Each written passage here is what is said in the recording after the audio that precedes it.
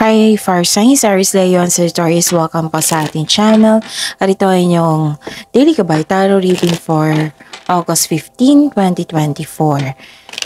Please be reminded kung naka-resonate kayo, comment down. Kung hindi kayo naka-resonate, ibigay niyo po sa iba kasi general reading po ito.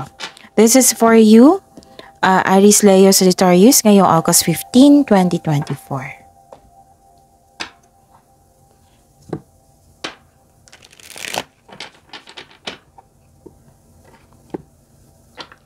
Maraming salamat po sa inyong patuloy na suporta at maraming salamat po sa mga hindi nag-skip ng ads. Gamitin ang reading na ito bilang gabay lamang. Sa mga hindi pa nag-subscribe, subscribe na po kayo at click bell notification para malaman nyo na may bago tayong video. Para sa mga gusto magpa-reading po, may lumabas dyan sa screen nyo ngayon. Panoorin nyo po at sundin ang instruction. Calling the attention sa mga suki ko dito na Aries, Leo, and Sagittarius. Open na po ang inyong Monthly Gabay Tarot reading for August 2024. Pwedeng nakafocus sa career and money, pwedeng general reading na may kasamang love reading po. So, message me for schedule. Maraming salamat po.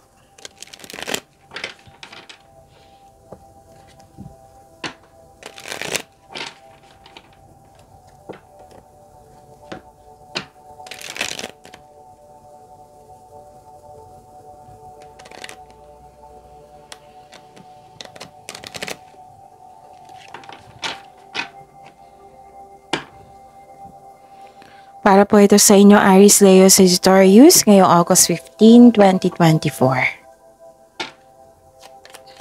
Spirits Guide, mga ganap po para kay Aries, Leo, and Sagittarius, ngayong August 15, 2024. I need 3 cards po.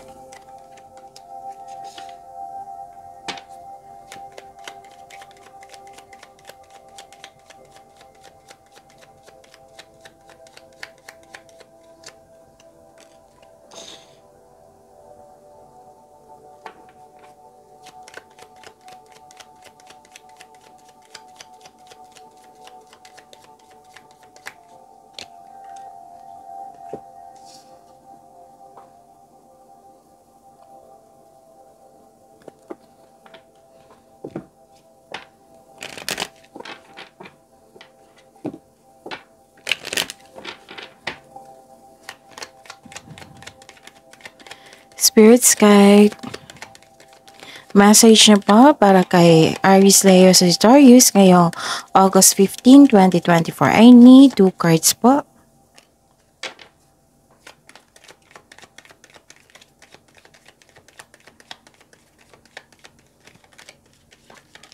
Okay.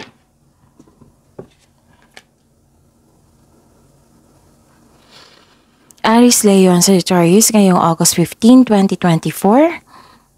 Mag-ingat kayo sa isang tao kasi parang dinidegrade kayo or sinisiraan kayo. Pwedeng nangyari na ito ha.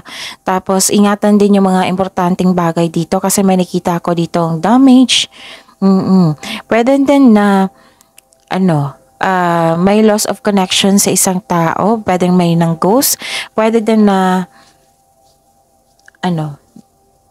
pagnanakaw, nawala, nagasta, yun, or may, yun, pagnanakaw, kinuha yan eh.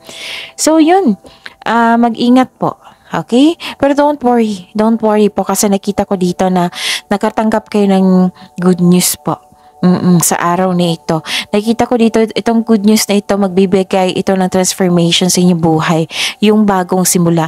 New beginning po. Pwedeng paglilipat din ito sa malayong lugar. Okay? May good news parang i-announce mo ito sa isang grupo ng tao eh.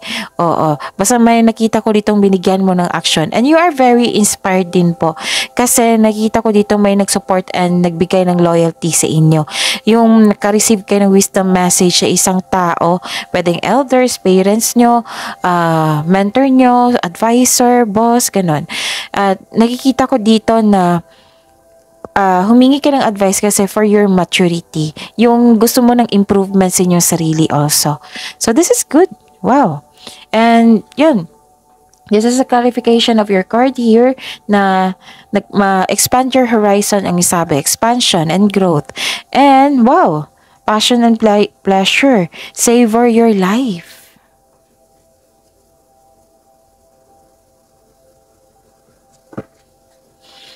Spirit Guide, ano po ang energy ni Aries Leo Sagittarius ngayong August 15, 2024?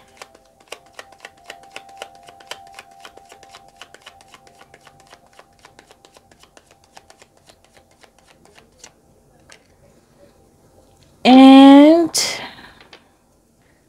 the clarification of this card po.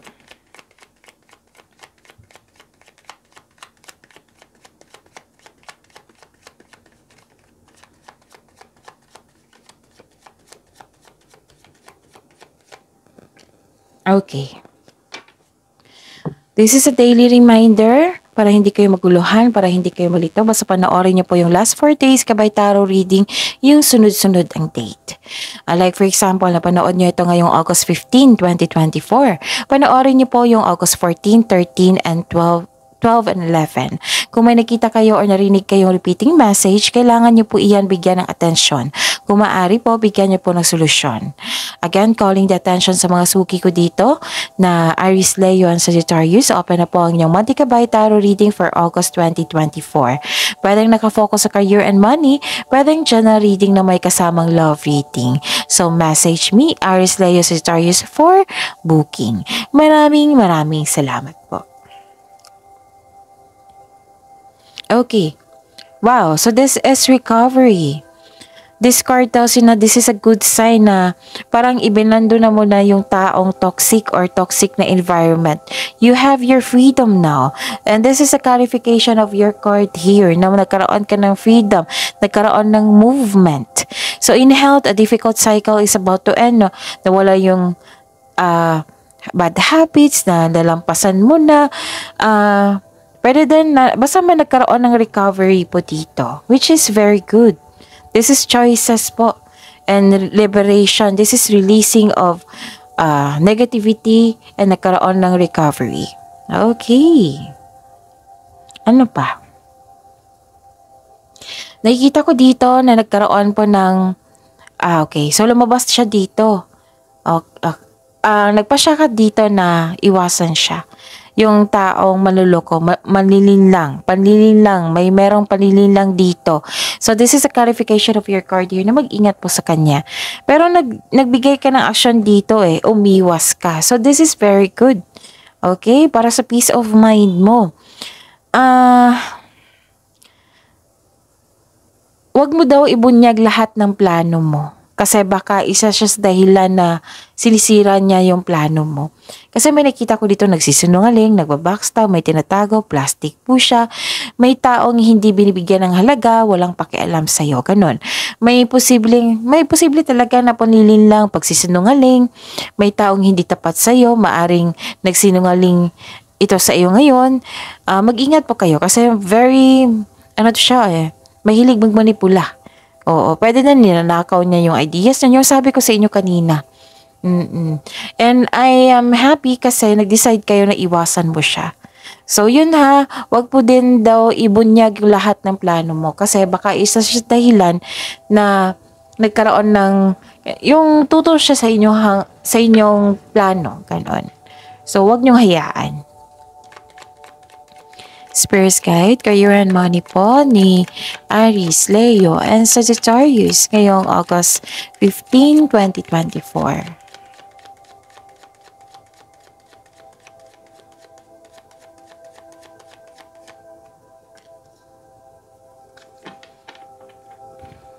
And the clarification of this card po.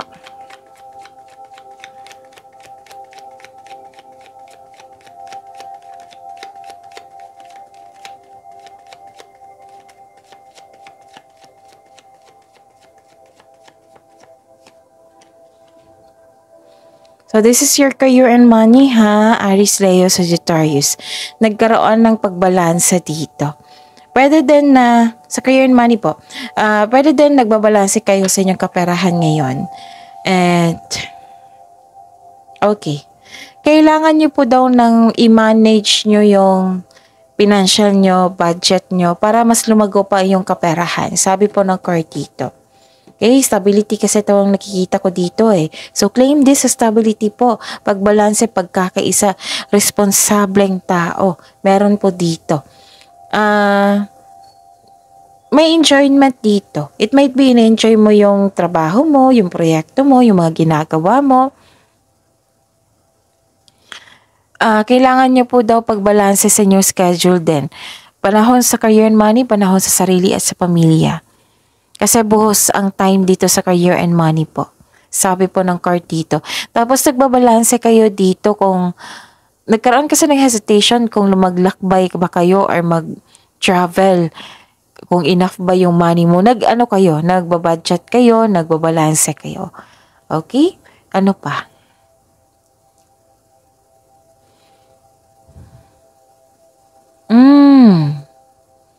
Nagkaroon ng lakas ng loob dito. You are overcoming obstacles po. Wow. So, claim nyo to, ha? Nakikita ko rin dito, nagkaroon ng endurance, self-assurance.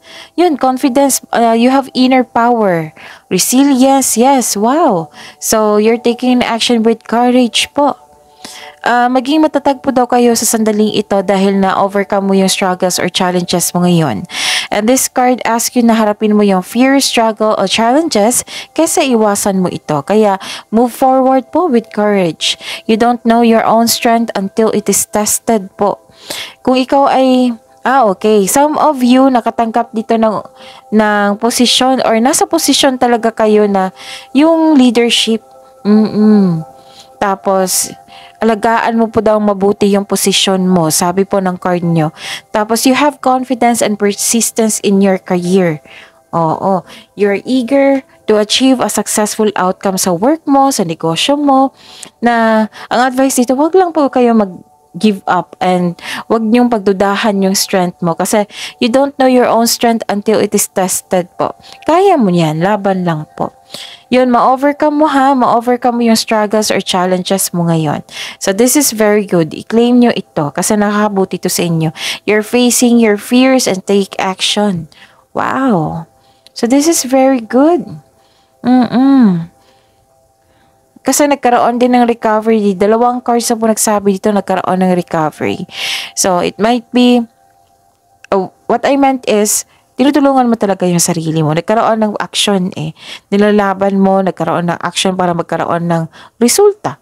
Okay? Kasi this is the, connection of your cards here na expand your horizons.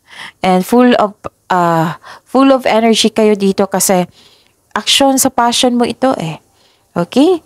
Tapos, yung paalala po na alagaan nyo po daw yung trabaho nyo, kaperahan nyo. Kaya nga nakikita ko dito yung pagbalanse. Pagbalanse sa inyong kaperahan, pagbalanse sa time, sa career and money, sa family at sa sarili. Okay? Yun. Maaring kausap mo yung boss, leader, basta elders to, kausap, malaki ang kanyang role sa inyong inspirasyon ngayon. Isa siya dahilan na nagpasya kayo na lumaban, na harapin yung mga challenges.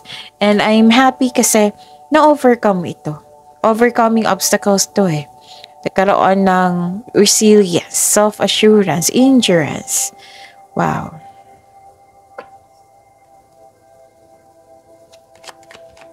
Spirits guide. Career and money po ni Aries, Leo, Sagittarius ngayong August 15, 2024.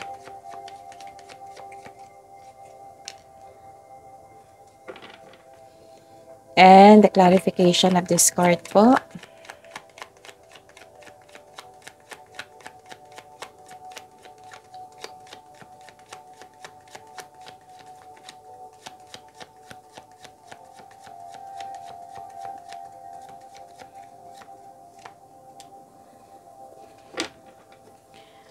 Maraming salamat po sa patuloy na tiwala at suporta sa ating channel at maraming salamat din po sa mga hindi nag-skip ng ads.